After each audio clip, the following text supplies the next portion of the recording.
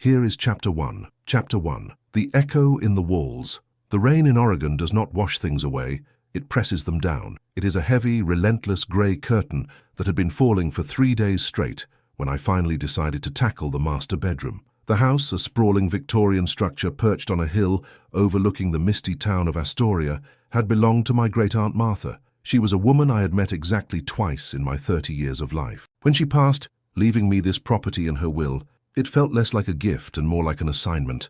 I was an architect looking for a project to distract me from a messy divorce in Seattle, and this house, with its peeling paint and sagging porch, was the perfect chaos to replace the one in my head. I had been living here for 2 weeks, 14 days of sanding floors, patching drywall, and learning the specific groans the house made when the wind blew off the Pacific. It was a lonely existence, but that was the point. I needed silence. I needed to rebuild something with my own hands to feel like I had control over my life again. The master bedroom was the last room on the second floor that I had not touched. It was a cavernous space, smelling faintly of lavender and old dust. The centerpiece of the room was not the bed, but a massive oak wardrobe standing against the east wall. It was a beautiful, imposing piece of furniture, likely built in the 1920s, with intricate carvings of vines and birds along the crown molding. It was dark, heavy, and completely out of place with the modern minimalist aesthetic I was planning for the renovation. I stood before it, holding a crowbar and a cup of lukewarm coffee. My plan was simple: move the wardrobe, check the wall behind it for water damage, common in these old houses, and then dismantle it to sell to an antique dealer downtown. I set my coffee on the windowsill and gripped the side of the wardrobe. I pushed. It did not budge. It felt as if it were bolted to the floor. "Come on," I muttered, planting my feet firmly on the hardwood. I put my shoulder into it, straining against the weight. With a sharp screech of wood against wood that made my teeth ache, it slid about 2 inches. I stopped, catching my breath. The space behind it was dark, but a strange draft hit my face.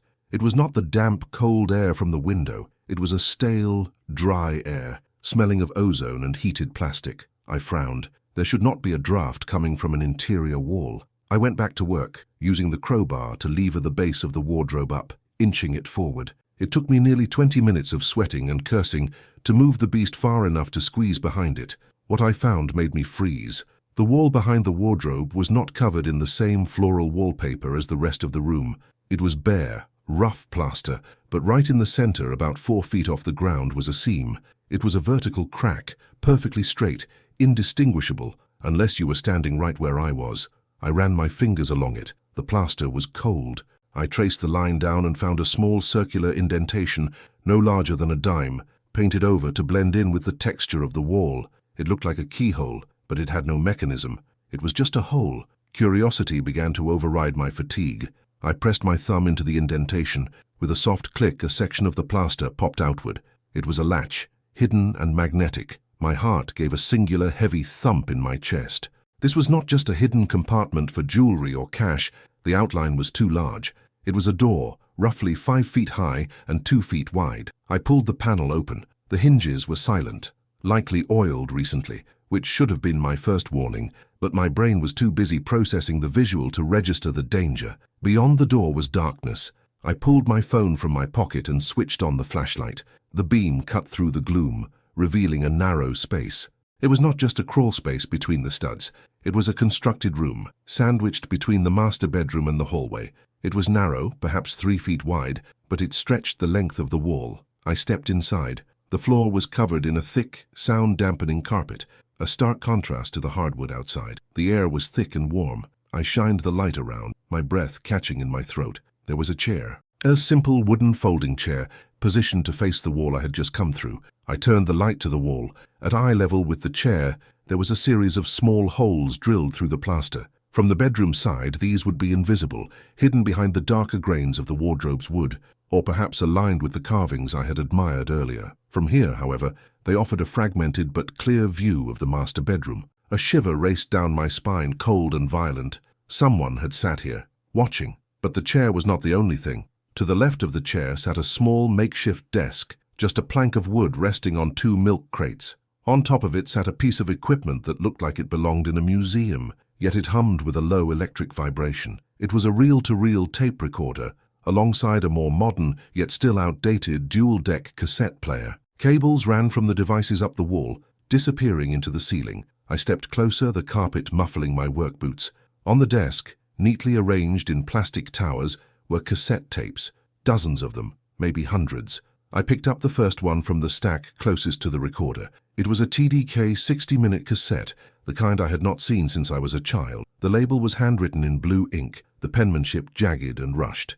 It read, "Kitchen, living room, September 12th. I stared at the date. September 12th. That was the day I moved in. My stomach turned over. I dropped the tape, and it clacked loudly onto the desk. I grabbed another from the middle of the stack. Master bedroom, September 18th. That was the night I had a breakdown, crying on the floor after receiving the final divorce papers. I had thought I was alone. I had screamed at the empty room, thinking my only witness was the rain against the glass. I felt a sudden, crushing claustrophobia. I backed away, hitting my shoulder against the far wall. The space felt like it was shrinking, the walls closing in to crush me. I needed to leave. I needed to get out of this house, call the police, and drive until I hit the state line. But my hand, trembling uncontrollably, reached out for the cassette that was currently inside the player. The clear plastic door of the deck was closed, and the play head was engaged, as if it had been paused mid-recording. I pressed the eject button. The mechanism clicked loudly in the silence. I pulled the tape out. The label was fresh. The ink looked like it might still be wet. It read, "Renovation, Hallway, October 3rd. I looked at my watch. Today was October 4th. This tape was from yesterday. I stood there paralyzed in the dusty dark of the hidden room. The realization washed over me like ice water. This was not a remnant of my great-aunt Martha's eccentricity. This was not a ghost from the past. Someone had been in here yesterday. I looked at the recorder again. A small red light was blinking on the console next to it. Power. The system was active. Against every survival instinct screaming at me to run, I put the tape back into the player. I had to know, I had to be sure. I pressed the play button. The hiss of magnetic tape filled the small space. Then, a sound. Scrape, scrape, thud. It was the sound of sandpaper on wood. I recognized the rhythm immediately. It was me sanding the banister in the hallway yesterday afternoon. I listened to the recording of my own life, the mundane sound of my labor amplified in the tiny room. Then, on the tape, the sanding stopped. I heard a voice, my voice. "Where is that damn screwdriver?" my recorded voice muttered. Then silence, but not total silence. On the tape, underneath the ambient noise of the house, there was a sound that had not come from me. It was close to the microphone, a wet, heavy sound, breathing. It was slow, rhythmic breathing, right next to the recording device. Whoever had made this tape was not just listening through a bug. They were close enough to the microphone to be heard. I hit the stop button, my hand shaking so hard I nearly knocked the player off the crate. I looked around the small room frantically. Where were the microphones? I followed the cables running up the wall. They went into the ceiling, likely branching out to the vents or light fixtures I had dusted, but never inspected closely. I turned back to the stack of tapes. I needed to see how far back this went. I grabbed the stack again, riffling through them. August 29th, August 10th, July. Wait, I had only moved in 2 weeks ago. Aunt Martha had died 3 months ago. The house had been empty for nearly 10 weeks before my arrival. I pulled a tape from July. Empty house. Night check. I put it in and pressed play. Silence. Just the hum of the refrigerator or the wind. Then footsteps. Heavy, slow footsteps walking across the hardwood floors of the living room. I knew those creaks. I knew exactly where that person was walking. "She's gone," a voice whispered on the tape. It was a male voice, raspy and deep, as if the vocal cords were damaged. Finally quiet. I ejected the tape, throwing it onto the floor. I was hyperventilating now. The air in the room felt toxic. I turned to leave, to scramble back out into the bedroom and run, but my foot kicked a small cardboard box tucked under the desk. It tipped over, spilling its contents. More tapes, but these were different. They were not clear plastic. They were black, labeled with red stickers. I shone my flashlight on them. The argument, the departure, the return, and then one tape that sat alone, separated from the others by a rubber band. I picked it up. The handwriting on this one was different. It was cleaner, more precise, almost surgical. The label read, "The day of the accident." I froze. I stared at the words, the letters swimming before my eyes. The accident. 2 years ago, before the divorce, before the burnout, I had been in a car accident. I was driving. My younger brother, Sam, was in the passenger seat. We were hit by a drunk driver on a rainy night just like this one. Sam survived, but he was in a coma for 3 months. He woke up different, slower, quieter. It was the guilt that had started the cracks in my marriage, But that accident happened in Seattle, 200 miles away. Nobody in this town knew about it. I hadn't told a soul in Astoria. Why was there a tape labeled "The Day of the Accident" in a hidden room behind a wardrobe in my dead aunt's house in Oregon? I looked at the player. My finger hovered over the play button. If I played this, there was no going back. If I played this, the reality I thought I was living in, a simple man renovating a house to heal his heart, would be shattered. But I could not walk away. The question burned hotter than the fear. I inserted the black tape. I pressed play. Static. A long, harsh burst of white noise, then sounds of rain. Heavy rain hitting metal, the rhythmic swish-swish of windshield wipers. My blood ran cold. I knew this sound. I knew it because I heard it in my nightmares every single night. It was the interior of my car, a Honda Accord on the night of November 14th, 2 years ago. "Hey, Liam," a voice said on the tape. It was Sam, my brother, alive, happy before the impact. "Do you think we'll make it in time?" Sam asked on the recording. "Yeah, relax, we've got plenty of time," my own voice answered. Younger, less tired. I gripped the edge of the desk, my knuckles turning white. How? How was this possible? There were no recording devices in my car that night. The police report never mentioned anything. The tape continued. I heard the hum of the engine, then a new sound, not from inside the car, but from the tape recording itself. It was the sound of a turn signal clicking. Click-clack, click-clack. But I hadn't used my turn signal. We were on a straight highway when we were hit. "Liam, watch out!" Sam screamed on the tape. Then, the screech of tires, the crunch of metal, the sound of glass shattering, a sound so loud and sharp it made me wince even now, 2 years later. And then, silence. I waited for the sirens. I waited for my own groans of pain, but the tape didn't stop. Instead, I heard a car door open. Not my door, not Sam's door. Footsteps on wet pavement, walking toward the wreck. "Target confirmed," the raspy voice from the other tape whispered. The voice was right there, amidst the wreckage of my life. "Initiating Phase 2. The tape clicked off. I stood in the darkness, the silence of the hidden room deafening. The air suddenly felt very thin. Phase 2. Target. I was not here by accident. I hadn't inherited this house just because I was the only living relative. I had been guided here. A floorboard creaked above me. I snapped my head up. The ceiling of the hidden room was low, pressing down on me. The sound came from the attic, directly above where I was standing.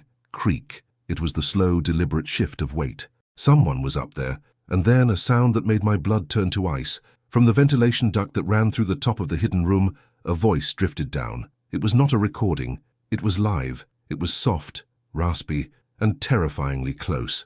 "Did you enjoy the show, Liam?" I dropped the flashlight. It rolled across the carpet, the beams spinning wildly, casting long, dancing shadows against the walls of the secret room. I was plunged into semi-darkness, trapped in the walls of a house that was not a home but a cage, and the keeper of the cage was right above me, holding the keys to a past I didn't understand.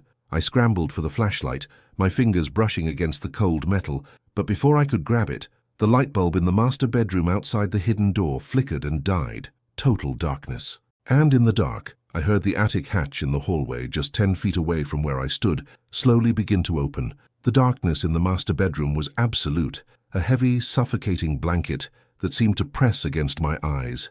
The only light came from the faint, sickly yellow glow of the street lamps filtering through the relentless rain outside, casting warped rectangles against the peeling wallpaper. My heart was hammering against my ribs, a frantic rhythm that felt loud enough to echo through the entire house.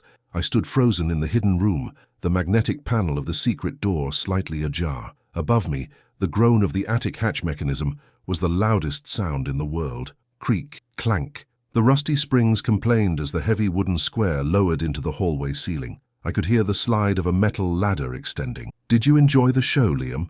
The question hung in the stale air, smelling of ozone and old terror. The voice was not coming from the attic anymore. It was muffled, coming from the hallway, just beyond the thin barrier of the wardrobe. I had seconds, maybe less. If I stayed in the hidden room, I was trapped. There was no other exit. If I stepped out into the bedroom, I risked being seen instantly if the intruder came through the bedroom door instead of going down the hall. Adrenaline, cold and sharp, flooded my system. It washed away the paralysis of shock and replaced it with a singular animalistic need: survive. I shoved the black cassette tape labeled "The Day of the Accident" into the back pocket of my jeans. I left the others. They were just recordings of a sad man renovating a house. This one was the evidence. I pushed the secret door open just enough to squeeze through. I slipped back behind the massive oak wardrobe, my flannel shirt snagging on a splinter of wood. I bit my lip to stifle a curse. I emerged into the bedroom, my boots silent on the dust-covered floor thanks to the years I spent learning to walk quietly on construction sites to avoid waking napping owners. The hallway floorboards creaked. Heavy boots.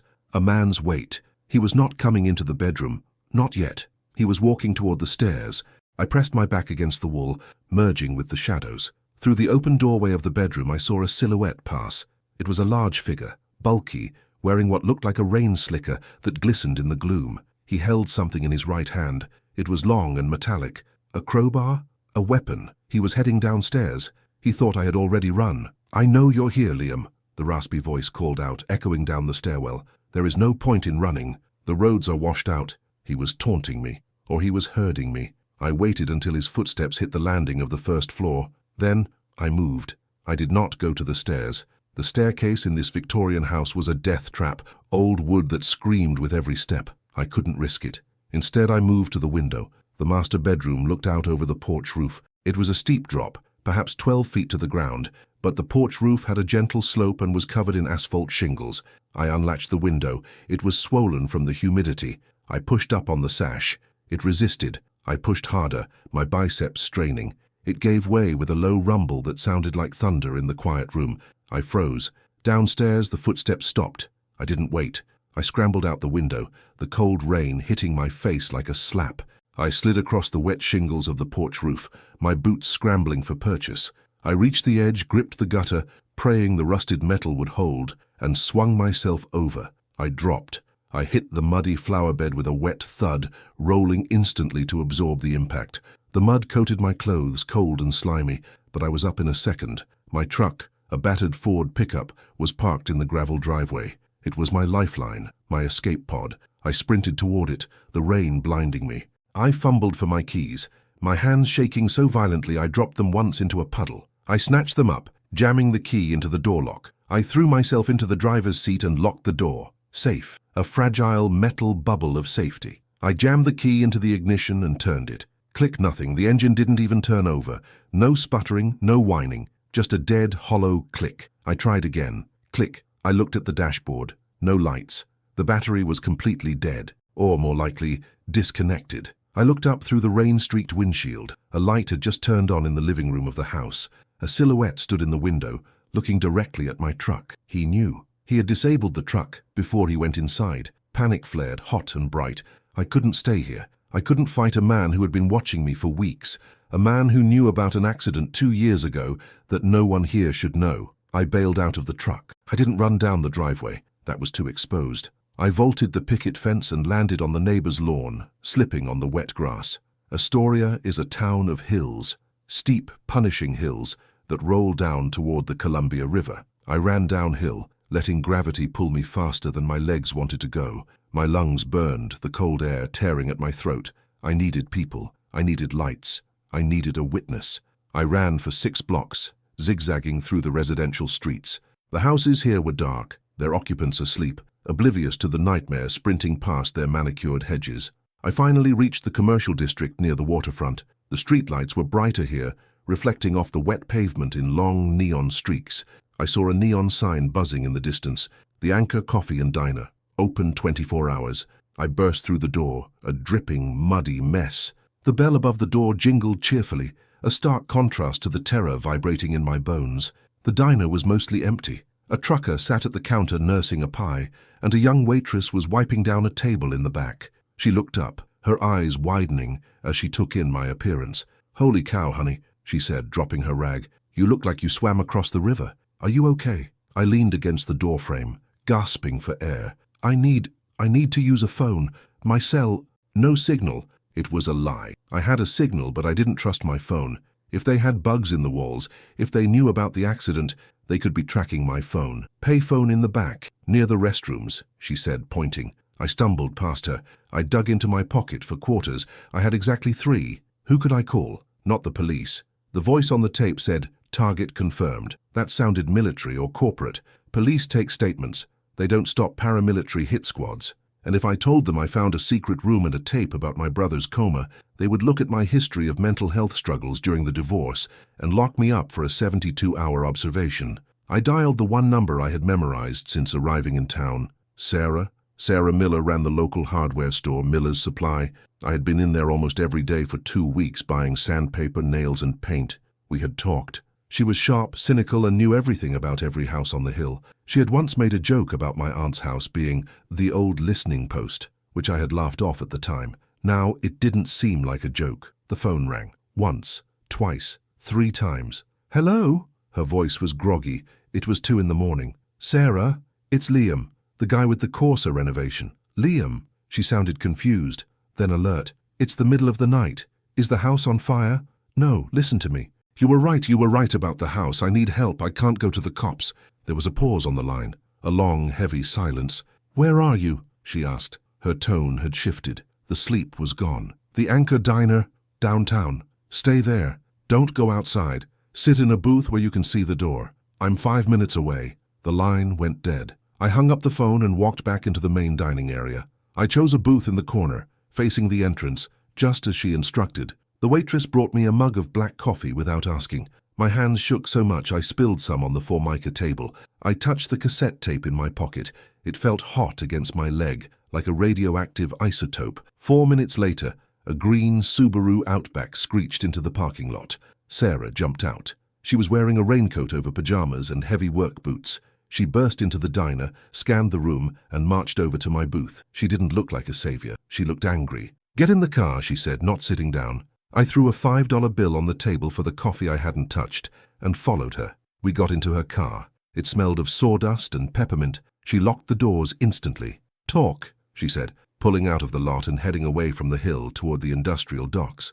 "I found a room," I said, my voice sounding hollow. Behind the wardrobe in the master bedroom, there was recording equipment, tapes, hundreds of them. Sarah's knuckles turned white on the steering wheel. She didn't look surprised. She looked vindicated. "I knew it," she whispered. "My grandfather always said Martha wasn't just a retired librarian." "It gets worse," I said. "There was a tape from 2 years ago. It was a recording of the car accident I was in, the one where he got hurt." Sarah slammed on the brakes, the car skidding slightly on the wet asphalt. She turned to me, her eyes wide. "2 years ago? But you lived in Seattle then." "I know, the recording, it had audio from inside my car and a man's voice saying, 'Target confirmed.' It wasn't an accident, Sarah. Someone tried to kill us, or maybe just kill Sam. And that same man, he was in my house tonight. He was in the attic." Sarah stared at me for a long moment, assessing my sanity. She must have seen the terror in my eyes, the raw honesty of my fear. She put the car back in gear.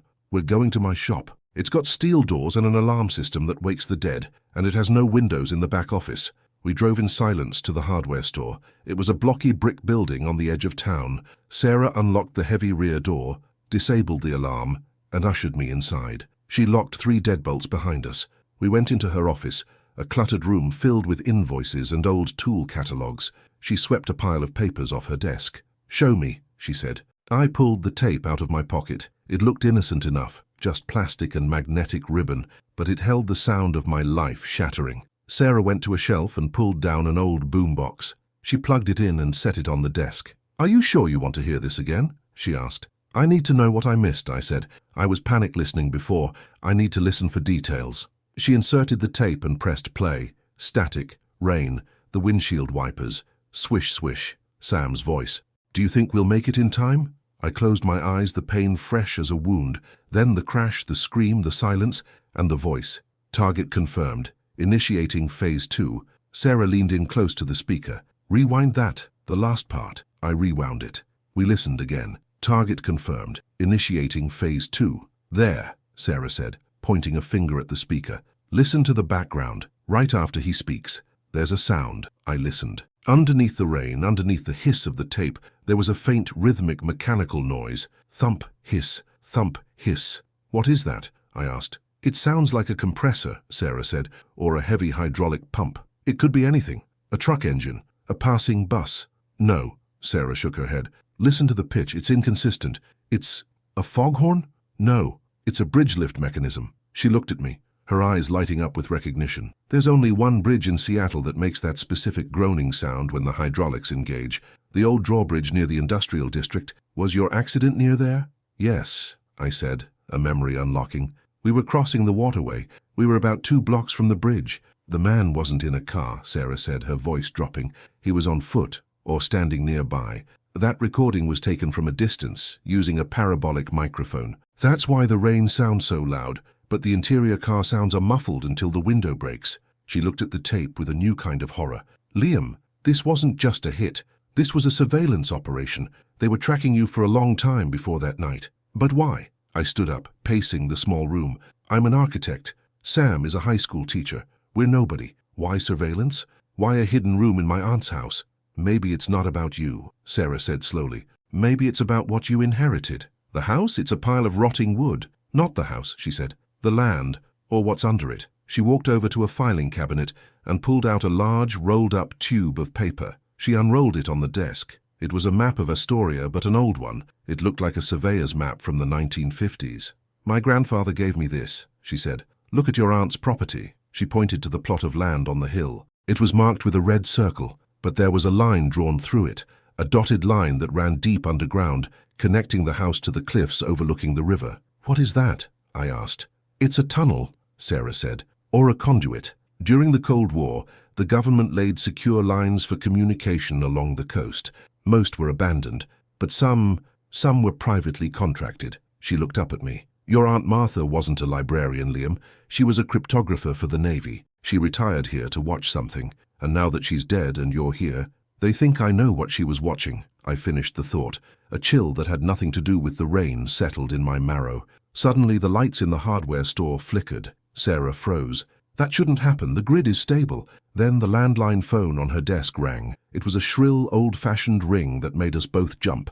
Sarah looked at me, then at the phone. She reached out and picked up the receiver. She didn't say a word. She just held it between us so we could both hear. Sarah Miller, the raspy voice said. It was the same voice from the tape, the voice from the attic. You have a customer. I suggest you process his return quickly. Sarah's hand trembled. Who is this? Someone who is currently standing at your back door, the voice said calmly. You have 3 minutes to send Liam out with the tape. If you call the police or if you try to leave through the front, Phase 2 will no longer be a surveillance mission. It will be a liquidation. The line went dead. We stared at each other. The back door, the heavy steel door with the 3 deadbolts, was only 20 feet away down a short hallway, and then softly, politely, someone knocked. Knock, knock, knock. The knock on the heavy steel door was not aggressive. It was polite, almost rhythmic.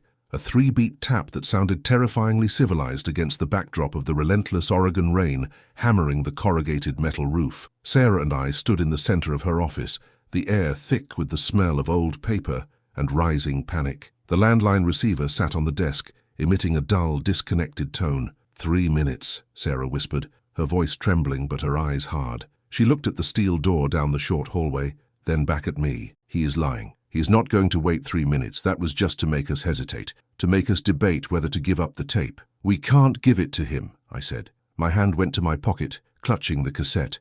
If he gets this, there is no evidence. And if there is no evidence, we are just loose ends. Sarah nodded. She reached into her desk drawer. I expected a gun. Instead, she pulled out a heavy-duty box cutter and a keychain with a dozen keys. This is my store, she said, her voice gaining steel. I know every bolt, every aisle, and every exit. He thinks we are trapped, but he is walking into a warehouse full of things designed to break, cut, and smash. She killed the lights in the office. The sudden darkness was disorienting, but Sarah moved with purpose. She grabbed my arm and pulled me out of the office, into the main cavern of the hardware store. The space was vast and shadowy, illuminated only by the faint orange glow of streetlights filtering through the high, clear-story windows. The rows of shelving loomed like skyscrapers in a miniature city, filled with paint cans, power tools, and plumbing supplies. The back door is reinforced, Sarah whispered, as we crouched behind a display of power generators. It will take him time to breach it, maybe 2 minutes if he drills the lock, less if he uses explosives, but he won't use explosives. Too loud. The police station is only 4 blocks away. As if on cue, a high-pitched whine began to emanate from the back door. It was the sound of a diamond-tipped drill bit eating through the deadbolt cylinder. Drill, I said. He's coming in. Good, Sarah said. We go to aisle 4. Adhesives and solvents. We ran, keeping low. My boots squeaked on the linoleum, a sound that felt deafening in the quiet store. We reached aisle 4. Sarah grabbed 2 gallon-sized cans from a shelf. Industrial acetone. She handed one to me. Pour it, she ordered. pointing to the floor at the entrance of the aisle, the direct path from the back office to the main floor. Coat the floor. Make it a lake. I unscrewed the cap and upended the can. The clear liquid splashed onto the tile, spreading rapidly. The smell was intense, sharp and chemical, stinging my nose. Now, the distraction, Sarah said. She ran to the end of the aisle and grabbed a handful of road flares from a safety display. She didn't light them. She just shoved them into her pocket. Then she pointed to the ceiling. "The fire suppression system," she said. "It's thermal triggered, but I can override it manually from the utility closet near the front. If I trigger it, the whole place fills with chemical foam. It blinds everyone. Him, us. So we need to be near the exit when you pull it," I realized. "Exactly. But the front door is covered." He said, "Liquidation if we try the front." The drilling sound stopped. Clank! The deadbolt fell onto the concrete floor inside the hallway. "He's in," I whispered, my heart hammering against my ribs like a trapped bird. "Move," Sarah hissed.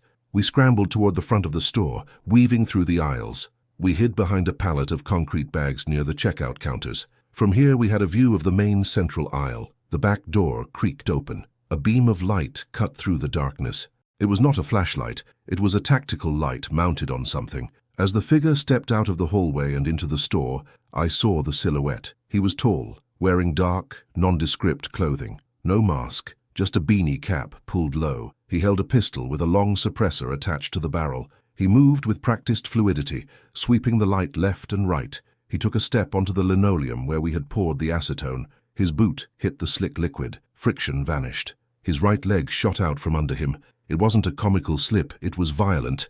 He slammed hard onto his back, the heavy thud echoing through the warehouse. The gun skittered across the floor, spinning away into the darkness under a shelf of plumbing fixtures.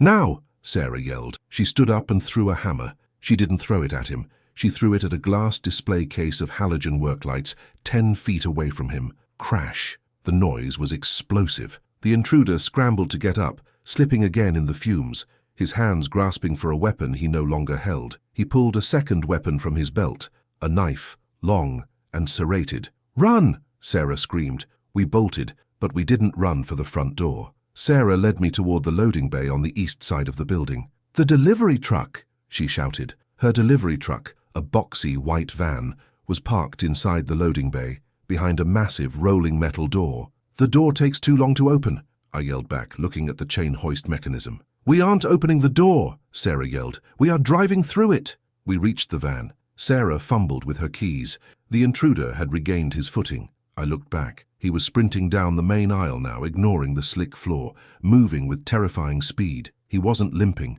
The fall hadn't even slowed him down. "Liam, get in!" I dove into the passenger seat. Sarah jumped into the driver's side. The intruder was 20 feet away. He raised his hand. He wasn't holding the knife anymore. He had retrieved his gun.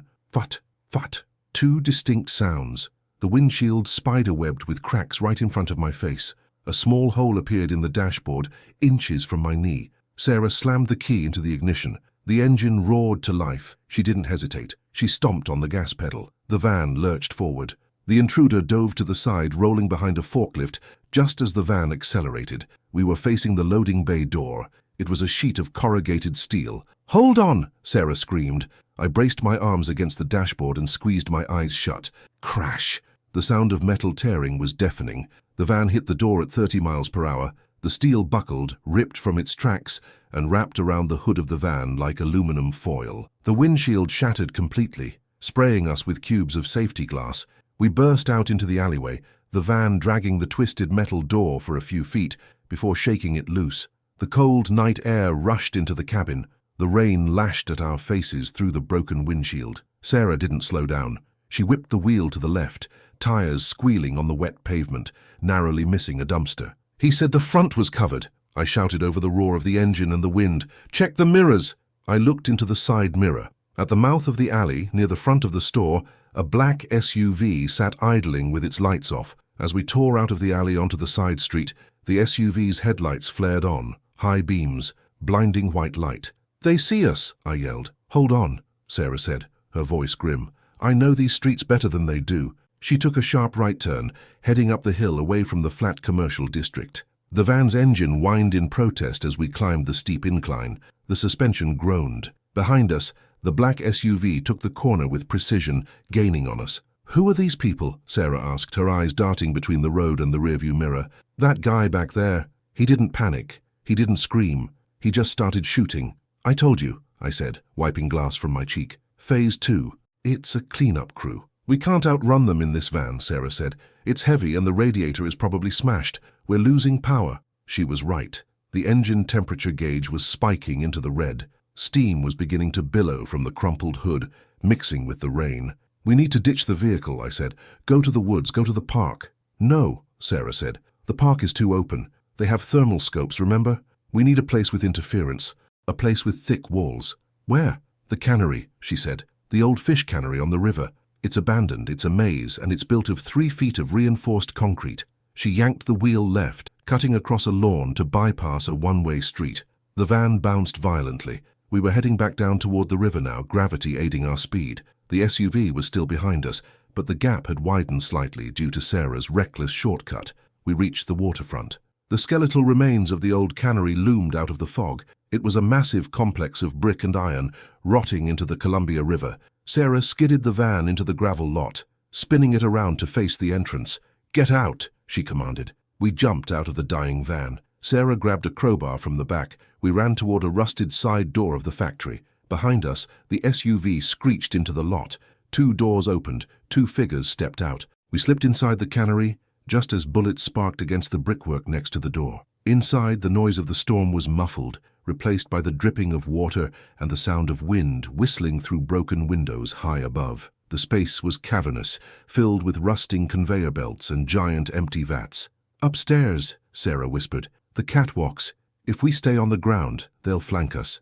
We climbed a rusted metal staircase, our footsteps echoing softly. We reached a catwalk that ran along the ceiling, 30 feet above the concrete floor. Below us, the beam of tactical light swept across the entrance. The 2 men moved in silence, communicating with hand signals. We crouched in the shadows of a massive hopper. "We're trapped," I whispered. "There's no exit from the roof." "We're not going to the roof," Sarah said. She pointed down, toward the center of the factory floor. In the middle of the floor, surrounded by debris, was a large circular iron grate.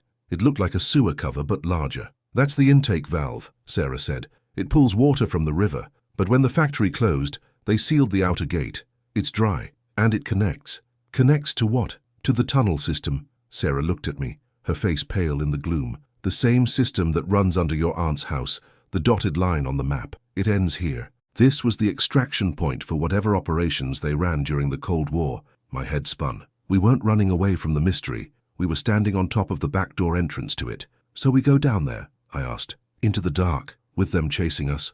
"It's the only way," Sarah said. "If we go into the tunnels, we can navigate back to your house from underground. We can get behind them. We can find out what they are really hiding." "Or we can die in a hole under the river," I said.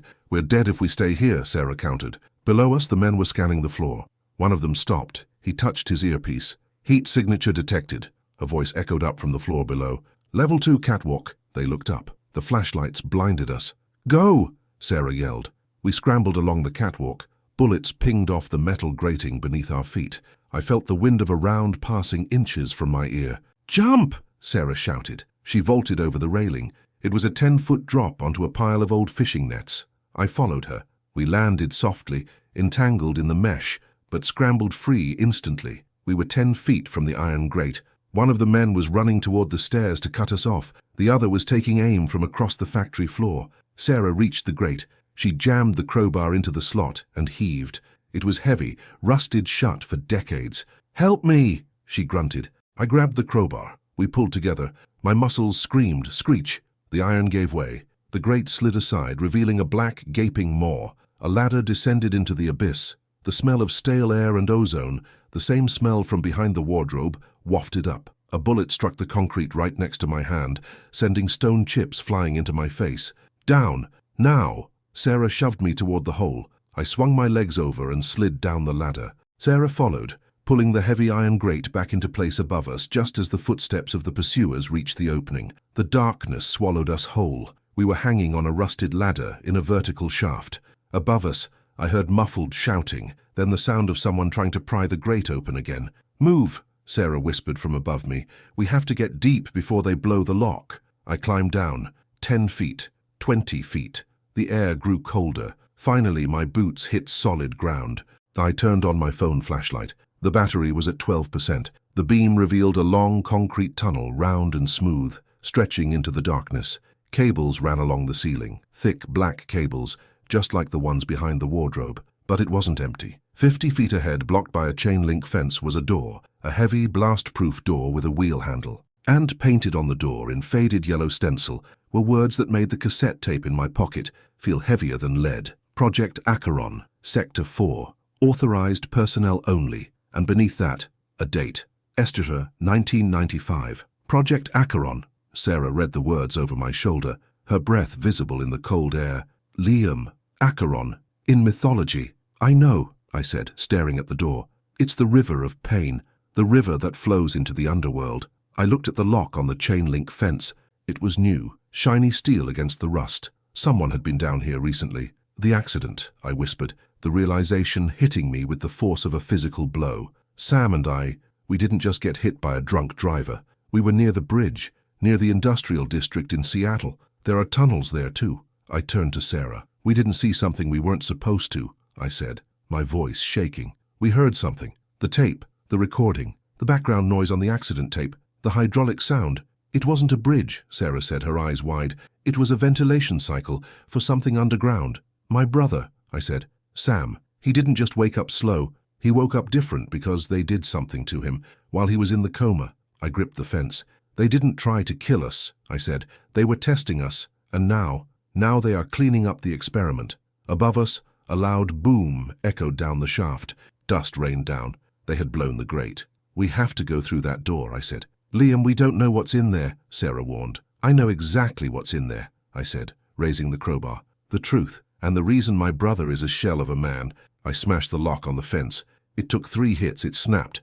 I pushed the gate open and walked toward the blast door. I grabbed the wheel. It was cold. I turned it. The mechanism groaned, the sound of ancient gears grinding together. The door swung inward, and inside the lights were on. The heavy steel wheel spun until it locked, sealing the blast door behind us. The sound of the explosion in the shaft above was a dull thud, barely vibrating the thick concrete walls that now encased us. We were inside. I turned from the door, my breath catching in my throat. I expected a laboratory, or perhaps a dungeon. I expected the sterile white tiles of a hospital, or the dark, dripping walls of a cave. What I saw was an office.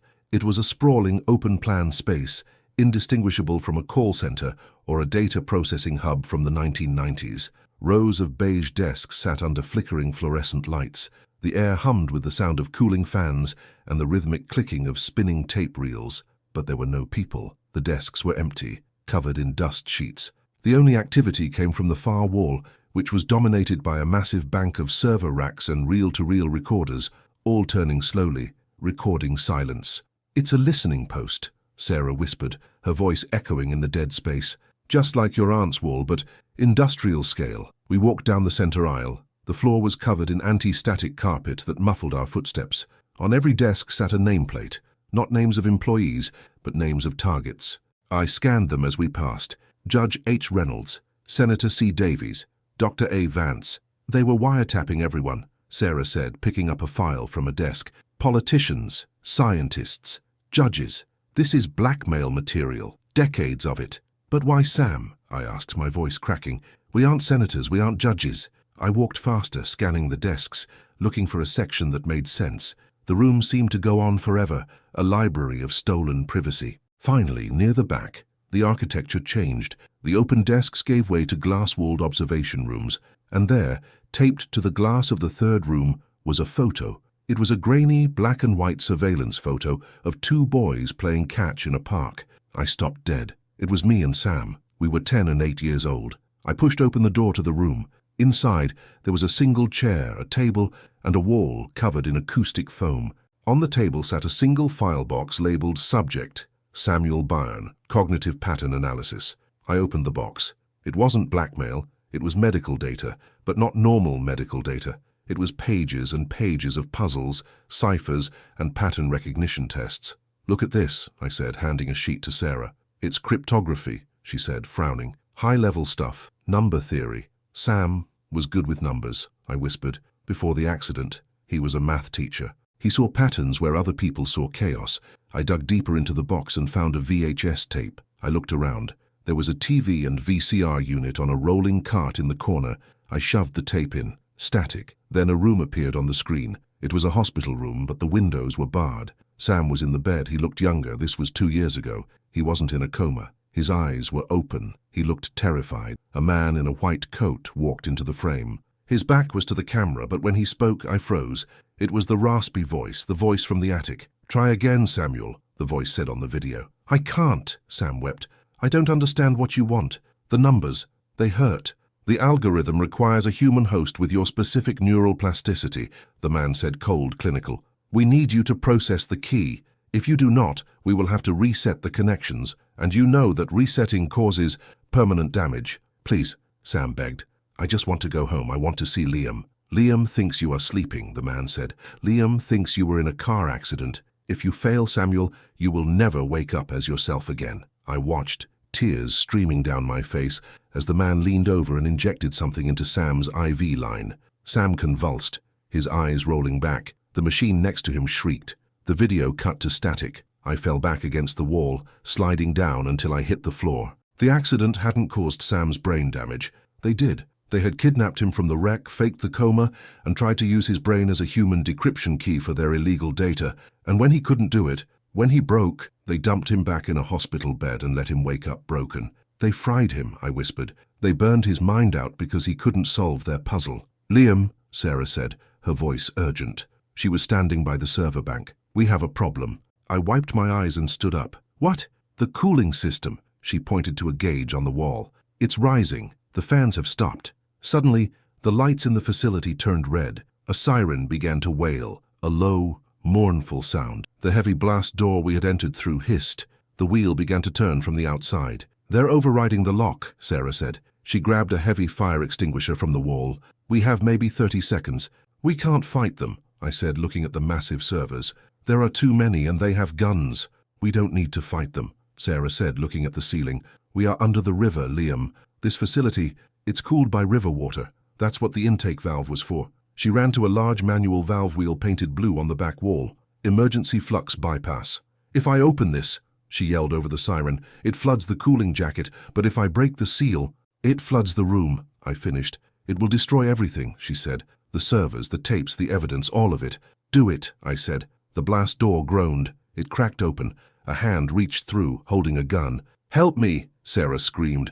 I ran to the wheel. We both gripped the cold iron. It was stuck, corroded by time and disuse. The blast door swung wide.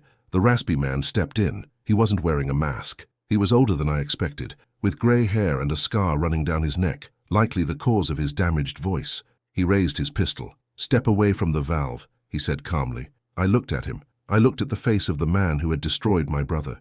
"You didn't target us," I said. "You hunted us." "Your brother was a resource," the man said, taking a step closer. "A waste of a resource, as it turned out.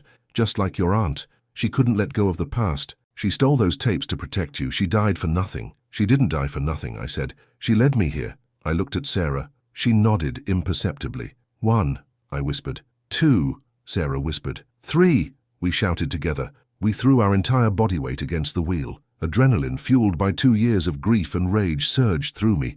Crack! The metal groaned, and then, with a sound like a gunshot, the valve sheared off. For a second, nothing happened. Then the wall behind the servers buckled. A jet of water, pressurized by the millions of gallons of the Columbia River above us, punched through the metal plating. It hit the server bank like a freight train. Sparks exploded in a shower of blue and white fire. The water was black and freezing, instantly filling the room with a chaotic spray. The raspy man fired. The bullet went wild, hitting the ceiling as the force of the water knocked him off his feet. He was swept away instantly, slammed against the far wall of desks by a torrent of black water. "Run!" Sarah screamed. But where? The blast door was blocked by the incoming rush of water. The room was filling up fast. The water was already at our waists, freezing cold, swirling with debris and electricity. "The ventilation!" I pointed to a grate high on the wall near the ceiling. "The one you heard on the tape." We scrambled up the side of a tall server rack that wasn't yet submerged. The water rose with terrifying speed. Knees, waist, chest. The current was strong, trying to pull us into the vortex where the pipe had burst. I reached the grate. I smashed it with the fire extinguisher Sarah had handed me. It gave way. I pulled myself up into the duct. It was tight, smelling of mold and wet dust. I reached down and grabbed Sarah's hand. She was slipping, the water now just inches from the ceiling of the room. I heaved, my shoulder screaming in protest, and pulled her into the duct just as the room below filled completely. We heard the muffled thud of the water hammering against the ceiling of the facility. The lights below shorted out, plunging everything into darkness. We crawled. We crawled for what felt like miles but was likely only 200 yards. The tunnel angled upward. My knees were bleeding, my lungs burning. Finally, I saw a slat of light ahead. I pushed against a grate. It popped open. We tumbled out onto a floor. Wood, dust, the smell of lavender. We were in the master bedroom, my aunt's house. The grate was hidden behind the baseboard, just a few feet from where the wardrobe had stood. We lay on the floor, gasping for air, soaking wet, shivering uncontrollably. The house was silent. The rain outside had stopped. I looked at Sarah. She was covered in grease and soot, bleeding from a cut on her forehead, but she was smiling, a wild, terrifying smile. "We killed it," she wheezed. "Project Acheron, it's gone." "The evidence is gone too," I said, sitting up. The tape I had in my pocket was soaked, ruined. "Not all of it." Sarah tapped her chest pocket. She pulled out a small, waterproof plastic bag. Inside was the black and white photo of me and Sam, and a single folded piece of paper, the summary of the medical experiment. "It's not enough to convict them," she said. "People like that, they don't get convicted. They have judges in their pockets." "Then what do we do?" I asked. "We disappear," she said. "We take Sam, we go somewhere they can't find us, and we release this paper to the internet. We burn their anonymity. It won't stop them, but it will hurt them." 3 months later. The sun in Arizona is different from Oregon. It is dry, harsh, and honest. It doesn't hide things in the mist. We live in a small house near Sedona. Me, Sarah, and Sam. Sarah manages a small garden supply store in town. I do freelance drafting under a fake name. I sat on the porch watching Sam. He was sitting at the patio table, a notebook in front of him. He was drawing circles, rows and rows of perfect circles. He looked up and saw me watching. He smiled. It was a simple smile, devoid of the sharp wit he used to have, but it was genuine. "Liam," he called out. "Look, the sun is a circle." "Yeah, buddy," I said, walking over to him. "It sure is." I put my hand on his shoulder. I thought about the facility under the river. I thought about the cold black water swallowing the man who had done this to him. I thought about the house in Astoria, which we had burned to the ground before we left, an electrical fire to cover our tracks. We didn't get justice, not really. Sam would never be who he was.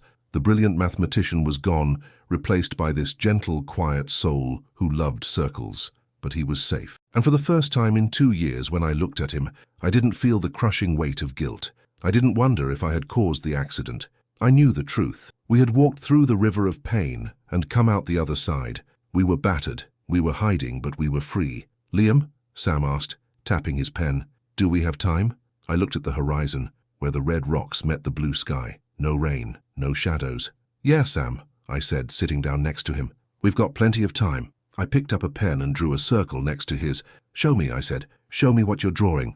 And for the rest of the afternoon, we just sat there, 2 brothers in the sun, filling the page with circles, one by one, until there was no empty space left. Wow, what a story, right? If you felt something while watching, a surprise, emotion, tension, joy, make it clear. Like the video if you enjoyed it. Subscribe for more stories that move you. Comment, how did you feel during the story? Knowing you're on the other side, feeling along with me, is what makes all of this possible. Each reaction of yours fuels the channel and gives me energy to continue. Know someone who needs a good story today? Send it to them. Stories have the power to transform ordinary days into special ones. See you soon, and thank you for being part of this.